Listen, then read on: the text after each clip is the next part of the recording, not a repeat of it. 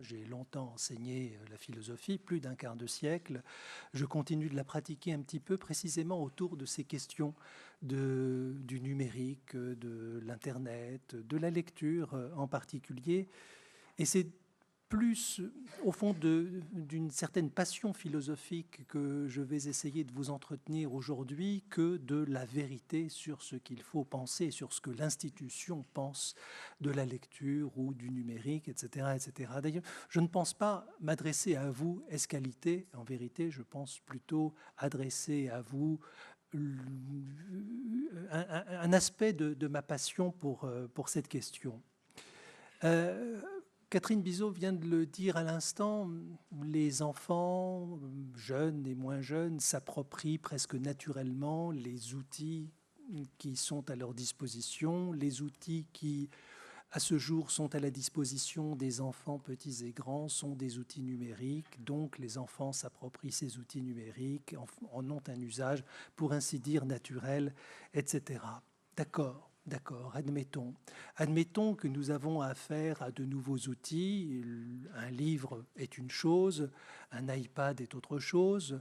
On peut lire Madame Bovary sur du papier sur lequel il y a des mots écrits avec de l'encre, et puis on peut lire Madame Bovary sur un iPad en feuilletant cet iPad, en glissant ses doigts sur un écran tactile, etc. C'est un autre outil. Peut-être y en a-t-il un autre usage, un usage plus ludique, ou peut-être y en a-t-il un usage plus intellectuel. On peut sans doute faire des recherches de termes, de fréquences, etc., sur des fichiers numériques qu'on ne peut évidemment pas faire sur un livre papier. Alors, la question qui se pose, c'est, puisque nous avons des outils nouveaux, des outils dont les potentialités sont au-delà même de ce que nous mesurons ou de ce que nous savons faire, puisque nous avons de nouveaux outils, est-ce que nous avons affaire à une nouvelle lecture? Est-ce que nous avons affaire à une nouvelle pratique intellectuelle? Est-ce que nous avons affaire à une mutation, à une transformation profonde de quelque chose à quoi nous sommes au fond accoutumés? C'est sur ce à quoi nous sommes au fond accoutumés que je voudrais d'abord m'arrêter. Nous savons ce qu'est lire. Enfin, nous savons ce qu'est lire. Savons-nous ce qu'est lire? C'est-à-dire que lorsque nous interprétons et que nous parvenons à déchiffrer les quelques lettres qui forment des mots, les quelques mots qui forment des phrases, les quelques phrases qui forment de beaux discours, lorsque nous déchiffrons cela, est-ce que nous lisons véritablement? Est-ce que je lis véritablement quand je lis, par exemple, dans certains livres, que le jeu de pense doit pouvoir accompagner toutes mes représentations? Oh, ça, certainement, je l'ai lu. Je l'ai lu, ce paragraphe 16 de la critique de la raison pure. Pour autant, est-ce que je l'ai lu? Est-ce que je l'ai lu? Qu'est-ce que ça veut dire que lire en l'occurrence? Je vois à peu près ce qui se passe quand je lis Le Petit Chat est mort. Je suis dans Molière, j'y comprends à peu près tout ce qu'il y a à comprendre, mais c'est à voir, mais c'est à voir. Je suis sûr que si j'étais en classe et que mon professeur m'interrogeait sur cette question de savoir ce que signifie que le petit chat est mort, eh bien, je serais bien en peine de dire ce que ça signifie que le petit chat est mort. Je veux dire par là que la lecture n'est pas un simple phénomène de transcription mentale de lettres et de mots et de phrases, etc. Mais la lecture implique un processus intellectuel, évidemment, dans lequel on trouve évidemment du déchiffrage, mais évidemment aussi de l'interprétation, et avec l'interprétation, un horizon d'interprétation, des objectifs. Est-ce que ce sont des objectifs de connaissance? Est-ce que ce sont des objectifs de plaisir? Est-ce que nous lisons pour le plaisir? Beaucoup disent lire pour le plaisir. J'ai toujours été un petit peu sceptique. Oui, bien sûr. C'est les mots qui passent non pas par la bouche, en fait, mais qui passent par les yeux, qui entrent, je ne sais pas très bien où. Est-ce qu'ils entrent dans la tête, ces mots? Est-ce qu'ils vont aux tripes? Ils vont aux tripes tout de même un petit peu. Parfois, la lecture provoque des sensations au-delà même de sentiments. Vraiment, il y a quelque chose d'organique qui a lieu avec la lecture. Eh bien, nous sommes au fond tout de même pas mal en peine de dire ce qui se passe véritablement lorsque nous lisons. Nous éprouvons, nous nous ressentons, nous comprenons. Mais comment cela se passe-t-il vraiment? Bon, il y a peut-être des réponses psychologiques à cette question, des réponses par l'analyse du fonctionnement cérébral, par le scanner cérébral et les zones de chaleur ou de froidure du cerveau, je ne sais pas, mais toujours est-il qu'il se passe quelque chose de phénoménalement extrêmement complexe, de phénoménalement massif, et de phénoménalement assez passionnant. Le phénomène même de la lecture est quelque chose de passionnant. Or, avec le numérique, je ne crois pas que nous passions à autre chose. Nous passons au même problème, mais pour ainsi dire exponentialisé. C'est la même chose, nous lisons sur des écrans, il y a des textes que nous lisons sur des écrans et que nous comprenons plus ou moins bien et nous sommes capables de déchiffrer plus ou moins convenablement.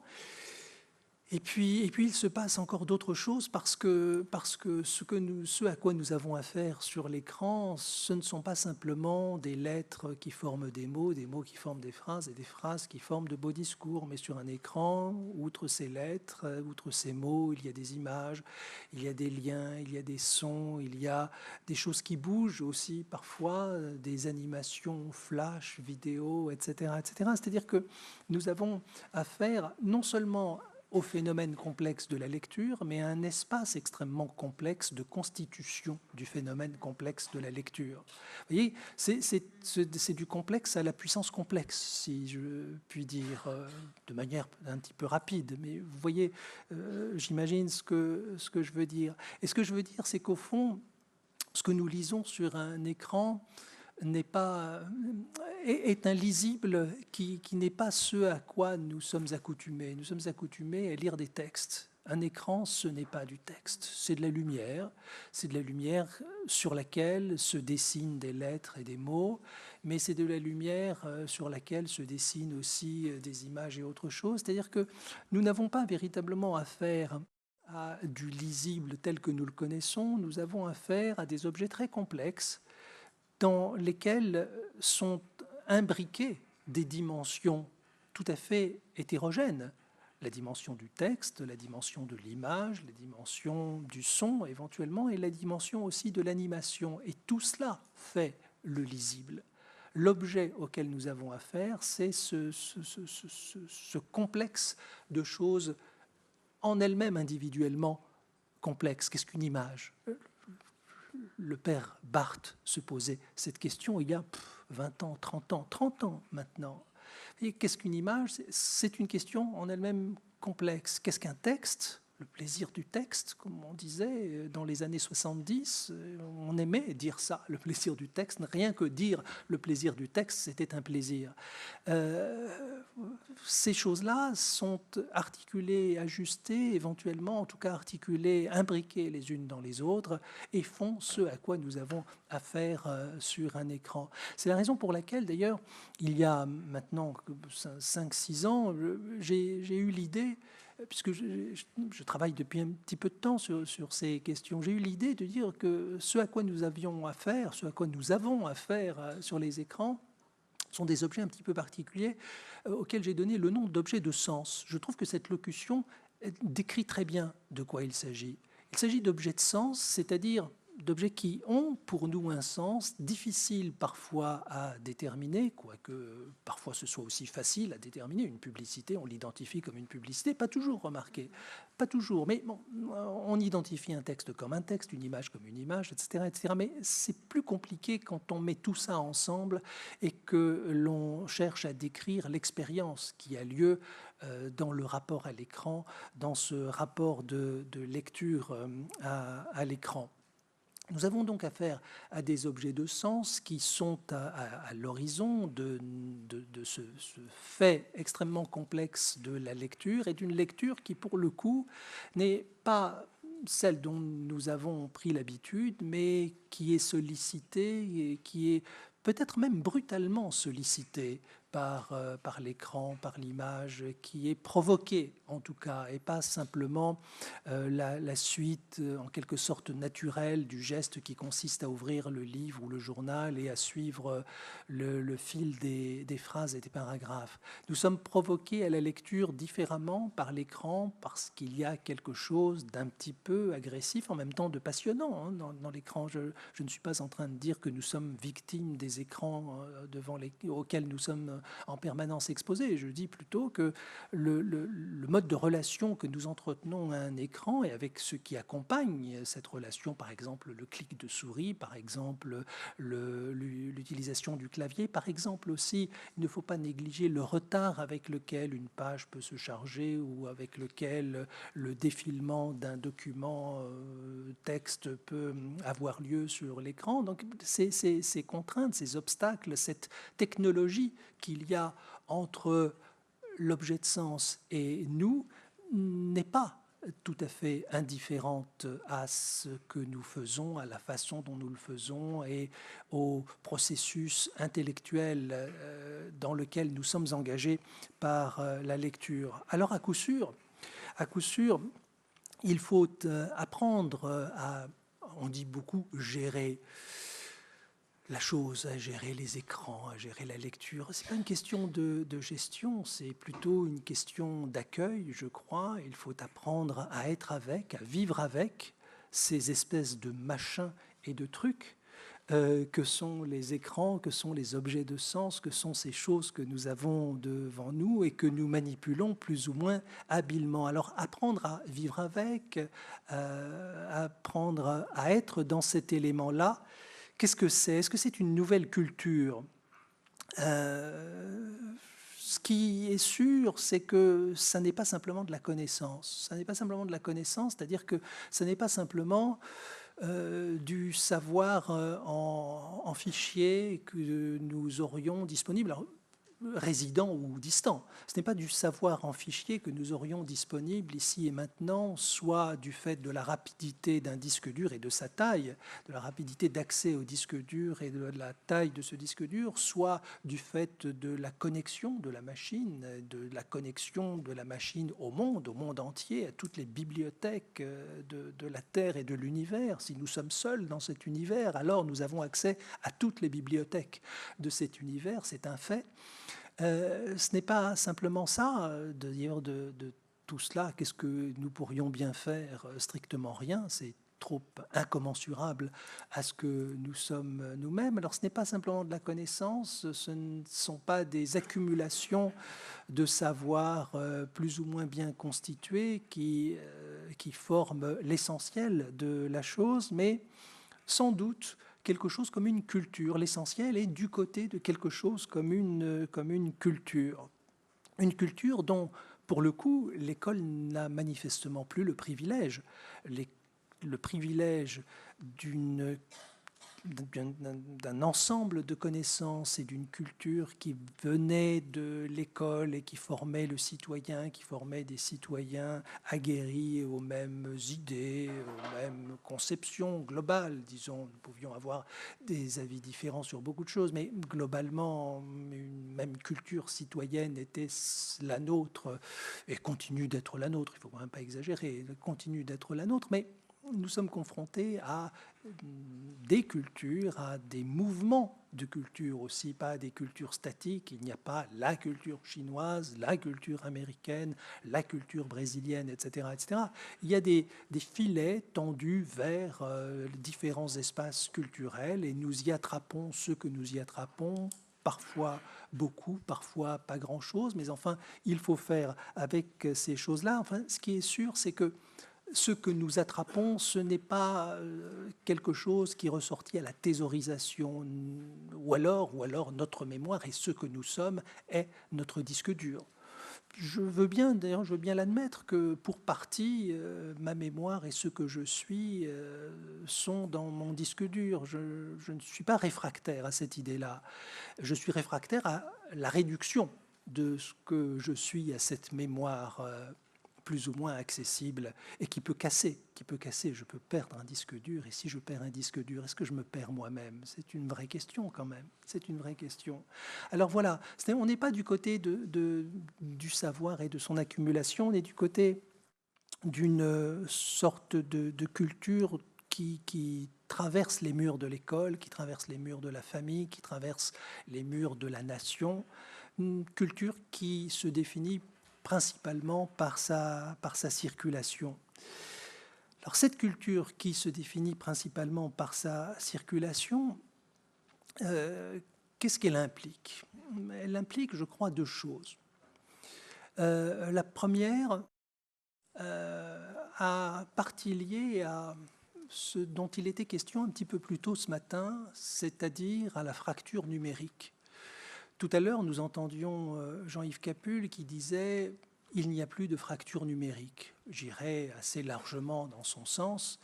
Si fracture numérique désigne quelque chose qui a trait aux machines, à leur connectivité, quelque chose de matériel.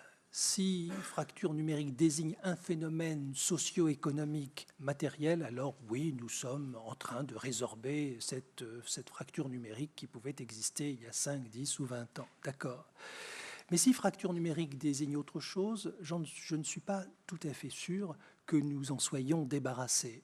Et l'hypothèse que je voudrais vous soumettre, c'est que principalement la fracture numérique ne concerne pas les jeunes et les vieux, les nantis et ceux qui le sont moins.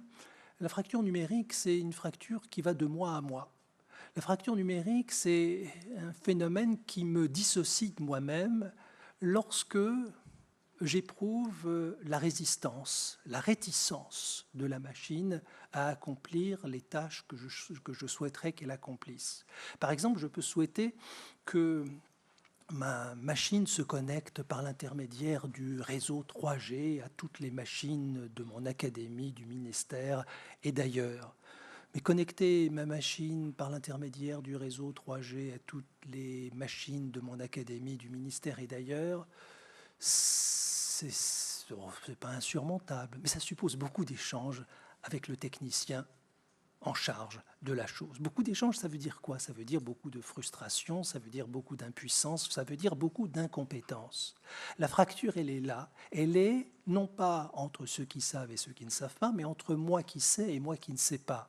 Entre moi qui, sachant, souhaite faire ceci et moi qui, ne sachant pas, suis incapable de faire ceci. La fracture numérique est une fracture qui ne définit pas les limites d'une culture, mais qui définit cette culture. Et c'est ça le point auquel je crois que nous devons nous habituer. Le point auquel nous devons nous habituer, c'est cette idée que la nouvelle culture, la culture numérique à laquelle nous sommes en train de nous ouvrir, est une culture qui est définie par sa dualité, puissance-impuissance. C'est le chat de Schrödinger, si vous voulez. Il est à la fois mort et vivant. Notre culture est à la fois constituée et inconstituée. Nous sommes à la fois puissants et impuissants, compétents et incompétents. Mais pas tantôt l'un et tantôt l'autre, mais dans tout ce que nous faisons, il y a de la compétence et de l'incompétence. Au fond, ouvrir une page web, c'est savoir faire pas mal de choses, mais nous ne savons pas ce que nous faisons lorsque nous ouvrons une page web. Qui parmi nous sait véritablement ce qu'il déclenche comme mécanisme, comme JavaScript, comme PHP, comme autre ASP? Très peu parmi nous savent, et parmi ceux qui savent, ceux-là même savent plus ou moins ce qui a lieu. Alors voilà, nous sommes dans un nouveau modèle culturel, un modèle culturel qui ne se définit pas par sa position, par sa positivité, mais qui se définit par ses incertitudes, qui se définit par son questionnement.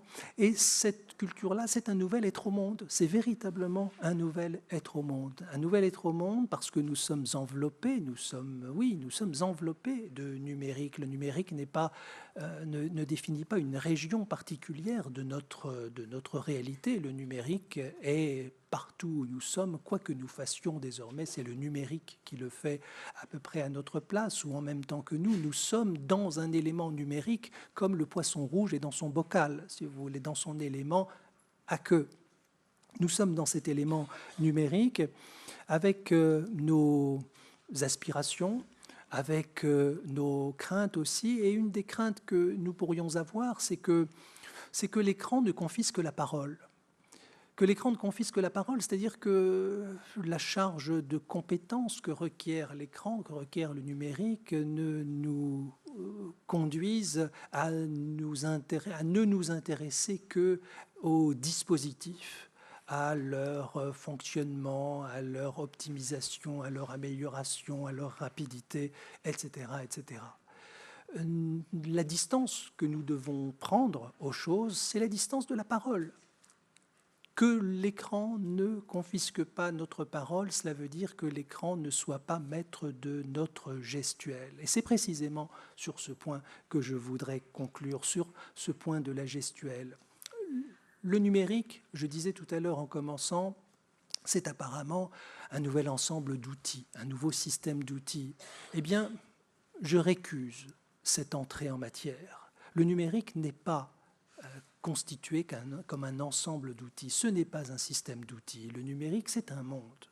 Et c'est un monde, ça veut dire qu'il induit une nouvelle manière d'être ensemble, nous autres, et une nouvelle manière d'être avec nos objets de sens, avec nos images, avec nos textes, avec ce que nous écoutons, avec le plaisir que nous avons à écouter, à lire, à regarder des images défiler sur son écran, etc.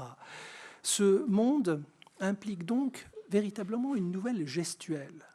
Et cette gestuelle, c'est la position que nous tenons face à nos écrans. Cette gestuelle, c'est notre distance à nos machines et puis l'apparente maîtrise que nous affichons de ces machines lorsque, avec hauteur, nous regardons l'écran de notre téléphone portable et que nous manipulons ces choses-là comme des maîtres.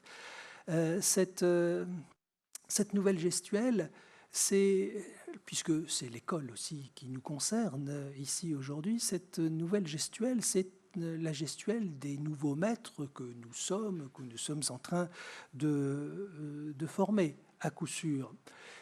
Songez, si vous voulez bien, aux fabuleuses années 50, aux fabuleuses années 60. Songez à la guerre des boutons. Songez aux 400 coups.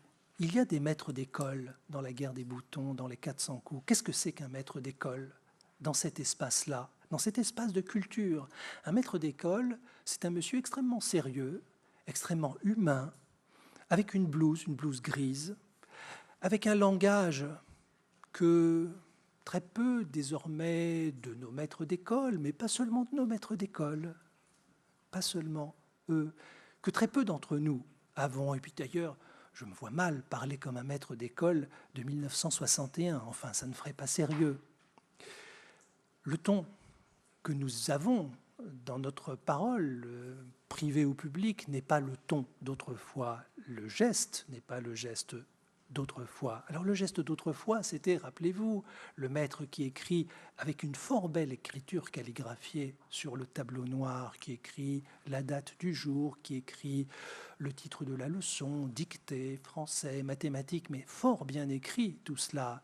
Et puis le maître, regardant ses élèves, pointe d'un long bâton les différentes lettres écrites au tableau ou les différentes formules écrites au tableau et les élèves consciencieux, à peu près silencieux. Les choses changent et le numérique nous fait changer de posture. Alors, nous fait changer de posture, ça veut dire qu'il faut que nous apprenions à nous comporter avec un tableau numérique ou avec une machine autrement que nous nous comportions avec un grand bâton et avec un tablier gris. C'est autre chose. Mais cette gestuelle, est-ce que c'est, par exemple, à l'inspection générale de la définir, de dire aux différents professeurs comment s'y prendre? Certainement pas. Cette gestuelle a pris des décennies à se constituer, 1880, 1950. Elle a mis, disons, 70 ans à se constituer.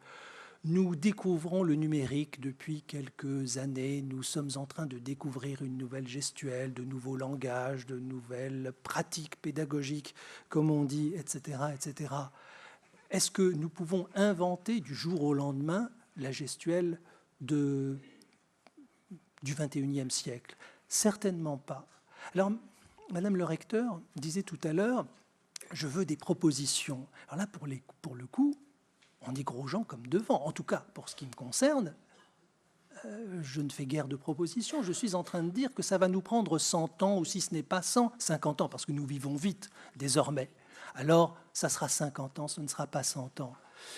Elle demandait des résultats.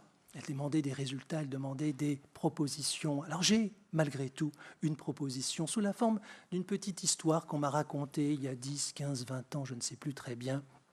Un jeune homme demande à son maître, « Maître, maître, qu'est-ce que la sagesse ?» Et le maître le regarde sagement et lui dit « Va voir le cyprès dans le jardin. » Je vous remercie.